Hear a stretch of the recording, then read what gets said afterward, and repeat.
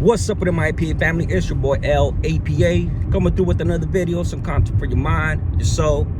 You already know. And as always, man, you guys know what we do on this channel, man. We try to kick that game for the youngsters, the reoffenders, you know, youngsters that are in deep but still have a chance. You know what I'm saying? This channel ain't for the sensitive. This channel ain't for regular little kids. Although if they do ever get in that stage where they're about to make a bad decision, then my videos could serve as an example. I do it by giving my experiences. My experiences are not pretty. I'm an individual that's been through 21 years combined in the system, 15 years in prison straight. And sometimes either through the lives or my videos, we're gonna see some adult shit, you know. But the lessons stand on their own merit, and the overlaying and underlaying lesson and message is don't go to prison, because ain't nothing there for you, man. So as you can tell by that good old thumbnail, that caption, that uña, can we really go back to the neighborhood once we check in? This one was inspired by a comment slash question by Bruno. And he asked me something along the lines, if I'm gotten back to my neighborhood and if the homies are still cool with me or whatever, or if I still talk to my homeboys or something like that. So first of all, I want to say no disrespect to any organizations or anybody that's active. I think they, out of anybody, will understand the truth in my words. And let me lay it down to you exactly how I see it and how I seen it in there. So years before I had to make the decision that I made, 13 and a half years into my prison term, I did 13 and a half years on the main line. Level 4s, active, put it in work, shoot terms, hunger strikes, cell extractions, everything, you know. And halfway through it, I believed in what I was doing. The other half, I didn't. But a handful of years before I had to make my decision, I seen the way that the prison system was going. And the way that the prison system was going, it's like this. When I hit prison, there was 1 or 2 SNY yards, if that. It was rare. It was still rare. Dudes getting told on was rare. That's just how it was, you know. And like I've said before, when I got there, man, they were validating a lot of people. They were validating a lot of people, and as a result, a lot of dudes started checking in. And at first, you started hearing from the dudes that were validated. Back when you had a debrief. For those of you guys that don't know what debriefing is, debriefing is pretty much if you're validated, or if you're some type of organization member, associate, etc. In order for you, see, you spend years in the shoe, 10, 20 years, and you're tired of it. You want to see your family, you want to get a visit, you start caring about the cause, and you start caring more that you're getting older, you're gonna die someday, and you're just left with a decision that's just like, and your family members kind of like, you know, inspired to do so as well. And individuals do it for different reasons, man. But a lot of dudes were getting tired of being in the shoe. A lot of dudes, it was too strict. Some of the organization members were getting too, they were too strict, you know. I remember this phase that I went through in Corcoran when the one of the ex-organization members started taxing the homies for loosing kites. You started taxing 500 to homies that have no money, homies that are in the shoe or on lockdown, that have nobody out there that has money. You know, our people are broke, our people are barely making it by, and these individuals are soldiers. They were soldiers, man. They were putting in work, and they made one mistake or another. Some of it was their fault, some of it wasn't, and as a result, they were faced with the decision: get stabbed by 2 dudes multiple times until they try to kill you, or they kill you, or go to the other side, right? But back then, you had a debrief, meaning you had to tell the authorities, IGI, everything you knew about your organization, who was in everything, and including incriminate yourself, or at least to a certain degree. So a lot of dudes held strong because of that. but a lot of dudes did do it, you know, and we kept hearing it over the years that it was happening. And then eventually, and me in the background, just to tell you how strategic I was, the moment that they didn't require anybody to debrief anymore, meaning there were so many dudes locking it up at this point years later, IGI and Sacramento realized that, and it was all strategic on their part. They realized that a lot of dudes, important dudes, weren't locking it up because they didn't want to tell. You know, they were tired. They weren't no punks. They weren't none of those things. But CDC didn't care to a certain extent. They wanted them to lock it up. That way SNY yards could have numbers. At the end of the day, they just cared about the numbers so that they could dwindle down the organizations. So when that policy came through, and the fact is they finally said, if you're not validated, you don't have to debrief, you don't have to tell. Now they still try to get you to tell. They try to bluff you out, but the way they do it now is to try to incentivize it. If you're not validated and you check in, the sergeant goes in there, calls you in there, whatnot, and they try to tell you, oh, just give up one cell phone. Oh, who has a cell phone? Oh, so you could get some cells hit, and they tell you you won't spend a day in the hole. We'll walk you right over to the next yard and you can start programming. We'll give you a TV, hot pot, whatever, man. Some dudes, when they're done and they have no honor in them, they tell. They rat on somebody for a TV because they don't want to be in the hole. They see it as, well, shit, I already checked in. It doesn't matter now. I'm a piece of shit type shit, right?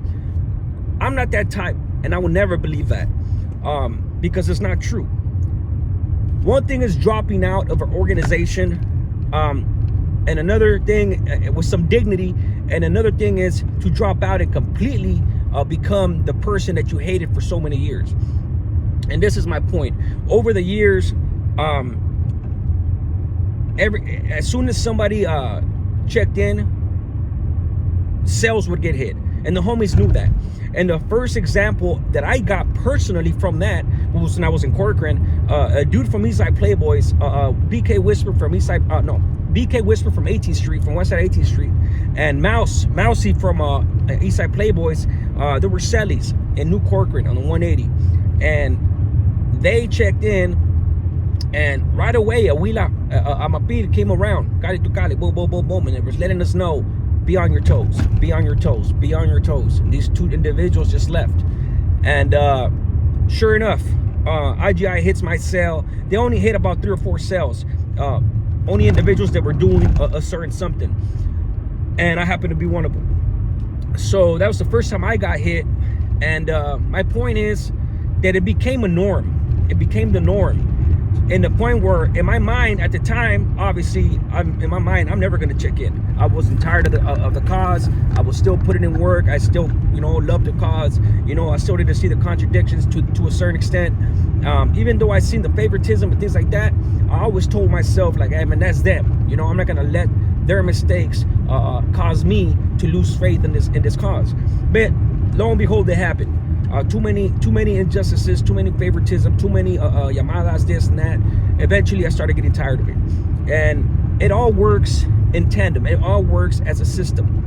And with me, I had to put in all that work. I had to go through the hunger strikes. I had to be in the shoe. I had to do self. I had to do everything that I had to do with the time passing, and my daughter telling me when am I gonna come home? Continue to break her heart. Continue to break my family's heart. While suffering in the system.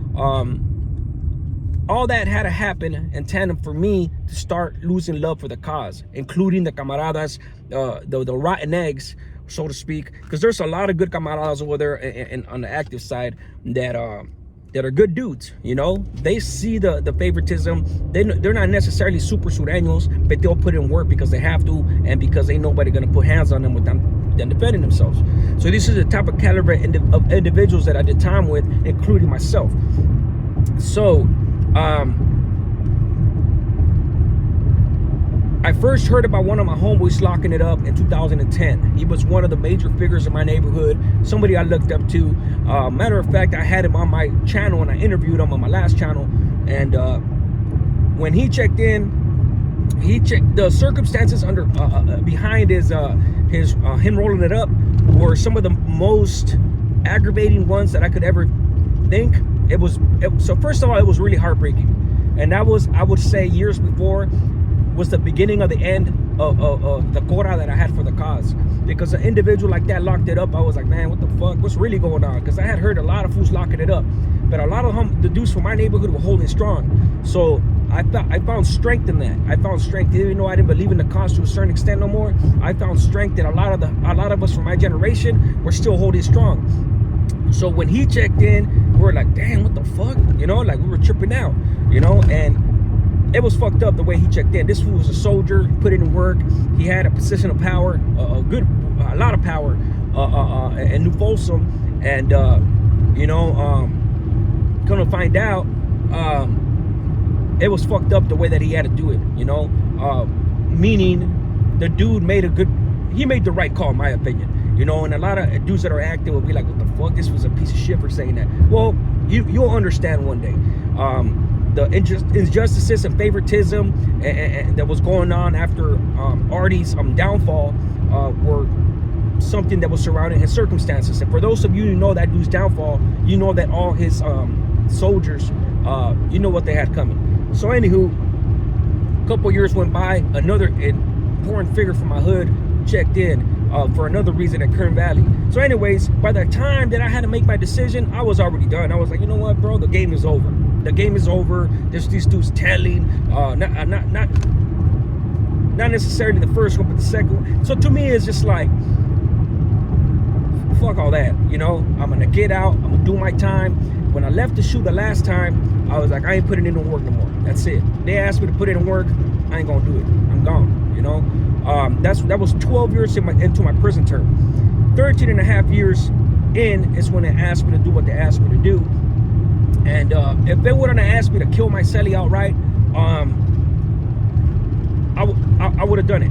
I would have done it. Even though I had told myself that I still had a brother that was active. I didn't want to break his heart. I didn't want to leave him down. And of course, I didn't want to fucking disappoint the camaradas as well. You know, because I knew I was one of the few ones that was holding on strong, especially from the core of my neighborhood. But it came down to me seeing individuals getting told on. I knew that if I would have taken on my celly, I probably would have got away with it for a few years, a year, 5 years. It didn't matter. I knew eventually, unfortunately, and this does not reflect on anybody, on everyone that's active. It just reflects on the individuals that have the potential to tell on somebody like they have been and like I had been witnessing. So I didn't trust it anymore.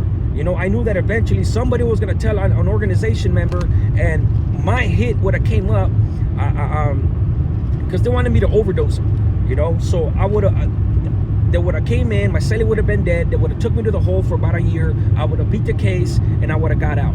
Assuming I would have beat the case while they were doing an investigation, I knew that eventually somebody was going to drop dime on me to make a deal somewhere just to bring down an organization member. So I was already too smart to do something like that. And plus, the biggest important part was my daughter and my freedom. I knew I didn't owe him shit anymore, but when I did so and I went to the other side, I was there for 6 months because I didn't want to give up a TV, a cell phone. I don't want no TVs. I didn't want none of that. You know, I left with nothing. They took all my shit. And they were trying to pressure me to tell, you know. And guys, I wasn't validated, so I wasn't mandated to debrief, you know, because there was nothing to debrief about. And even though I was in a couple of positions of power, I was never validated, man. And I'm glad that by the time the senores were out of the shoe, there was really no room for validations, you know, because them dudes were on the yard. Validation was then for them to lock dudes down, and they couldn't lock dudes down no more. So that's why I never got validated after the fact when I was assisting Popeye from Harpies. Rest in peace. And because they were on the yard already, they really didn't want a small fish like me, you know. So anywho, I spent 6 months in a hole. They were threatening to send me back to CR to New Corcoran if I didn't tell them anything. And I told them, look at my freaking C file. All I've done is put in work. I've never been in a position of power as far as they knew. And so eventually, the sergeant's like, well, I'm just going to send you back to the mainline. I told him, you send me back to the mainline, I'm going to sue you. You're putting my life in danger. And the next week, I got kicked out to D Yard in Kern Valley. But my point is, they wanted me to tell, you know. And one thing, and there's a point to all this, guys, to answer the question, second part of the question. Do my homeboys still talk to me? Do I still talk to some of my homeboys, and have I gone back to my neighborhood?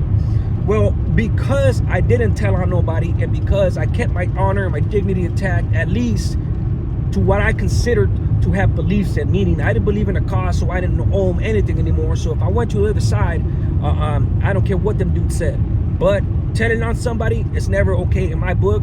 I'm not trying to smut anybody up or throw jabs at anybody that has ever made that decision. That's your decision, not mine. I have my beliefs, and I just believe in not being the cause of somebody's downfall, because I went to prison because of somebody snitching on me. You know, I was taken away from my family, first and foremost, because of the decision that I made, and I'm wrong for that. I made the decision of gangbanging and shooting dudes and taking lives and all that. So first and foremost, that's why I went to prison. But the cause of me getting locked up in tandem with that was a dude turning on me, and it doesn't feel right. It doesn't feel good. It's messed up. So that's why I'll be damned if I ever contribute to that type of method. So being in the hole for 6 months just because I didn't want to tell on nobody and doing whatever, I knew that once I got kicked out to the yard, I was gonna go strong, finish my college degree, go to NA, AA groups and all that to get time off. You know, I already believed in education being the higher power for our gente, our people. So when I hear individuals talking about they're for the raza, this and that, and all they talk is BS, to me it's just like, it's cool. That's what you do. Hey, it is what it is, man. To each their own. To me, empowering our raza to really educate themselves. Education will get you further than any talk will ever. You know, apply yourself, stay in school, because that shit that really does help. It really does matter. I know it sucks, YGs, but trust me, I wish I would have stayed in school. So now, have I been back to my neighborhood? Yes, I've been back to my neighborhood. I passed by my neighborhood. I got in by to drop something off, to pick something up for somebody, with somebody, and my homeboys have seen me. I have talked to some of my homeboys personally, and they understand. You guys gotta understand, just like they understand. There's so many SNY. There's so many dudes that they don't even call it SNY no more. There's so many dudes from neighborhoods that they checked in. But make no mistake about it, the homies from the neighborhood know who told it, who did it. The homies from the neighborhood know who, if cells got hit behind somebody rolling it up or anything. My homeboys ran an investigation. I don't care that they ran an investigation, because I did not tell because of them. I didn't tell on anybody because of me, my pride, my honor. You know, it so happens that, you know, that's what they look for and that's what they appreciate. And this to the point, once they verified my story and everything, that, you know, they sympathized for my situation. They understood. Especially, it's one of those things, I put in all that work for the hood before that. I was always a real gunner, and putting in work in the system, they understood that my name was golden up until I had to make my decision. So when they hear my name, when they say my name, I know how it is. It's one of those things, like they shake their head, that was a good dude, but it is what it is. One of those things, you know. Does it break my heart sometimes? Do I feel it sometimes? Of course I do. Does it dictate my life? Of course it doesn't, because I live for my family, myself. But I do understand sometimes where I see dudes that are politicking and talking all that BS, that never really put in work and got out and never went back, and they have the luxury of being active because they never really were tested. They're out here talking all nonsense. That's the only part that to me aggravates me sometimes, because the caliber of individual that I was and individuals that are in there, including on both sides, they understand that there's dudes that are level 2 killers, level 3 killers, went in there, did a highlight real quick and got out and never came back. This scared the shit out of them. Hey, that being said, they still made the best decision. But like I said, I don't appreciate them acting all hard and shit. But it is what it is, man. I honestly have nothing against them. It's just like, that's the part that I feel sometimes when I know certain caliber of individuals. And my point was saying that is, the homeboys know that, and the homeboys know that there's some rotten eggs in the hood, some dudes that are just complete freaking useless. You know, in the system, complete useless. The only decision they haven't made is check in. You know what I'm saying? And they never been tested, like I said. So because of that, they understand. You know, they respect the game. They respect the individual that I was, and because of that, they respect my my body, my I guess my safety, things like that. But they also understand that That part of me has never changed. It's never gonna change. I just do it to defend my family now and to defend myself. But if anybody takes a step with me, come on, you guys know that I'm a man, and I'm always gonna defend myself, you know. But I'm never gonna be the aggressor, you know. That part of my life is done, you know. I left that behind once I stopped believing in the cause. So, is there neighborhoods that let their homeboys roll around like nothing? Of course there is. There was a homie from my neighborhood. He passed away now, but he got out after doing 12 years, and he was rolling around the neighborhood like nothing, you know. And this was with the business, man. Make no mistake about it. And he was infamous in my neighborhood. And for those of you that are from my neighborhood, you know who I'm talking about. Tattoos in his face, everything. That doesn't make you nothing, but he happened to have tattoos, and he happened to be a vicious individual because of the work that he put in. So that's why I mentioned those tattoos. Because not everybody that has a face tattoos with the business, straight up. So anywho, he was rolling around the neighborhood for a long time, and then the homies eventually found out that this dude had checked in, and they told him, hey, you gotta get out. And nobody busted a grape. I ain't trying to make my old hood look bad, because even I probably wouldn't have done nothing to him. Honestly, because one, I knew the game was over. Two, it's one of those things where they say, well, that's prison shit, you know? Because even in the neighborhood, you have your politicians and you have your homies that they just care about the neighborhood. Yeah, it's a revolutionary thought, but it is what it is. It's the truth. There's homies that get out of prison that are politicked up, they're plugged in with the organization, and they want to sew up their neighborhood. And then you got the regular homies in the neighborhood that's like, ah, fuck that, man. We don't answer up to nobody, but in reality, you do, and you have to. And when you hit the prison system, guess what's going to happen to you? So nobody busted a grape. He was rolling around, strapped up, doing his thing. So in some senses, they were still scared of him. And eventually, he ended up getting killed by the enemies. But my point is that everybody else really wouldn't go back to the neighborhood because the homies wouldn't tolerate that shit. Other neighborhoods, I've heard, same thing. There's so many family members of dudes that locked it up, that didn't tell. So that's why they excuse it sometimes. And they're like, well, you know, he didn't tell, and, you know, he wasn't plugged in or whatnot. You know, there are excuses.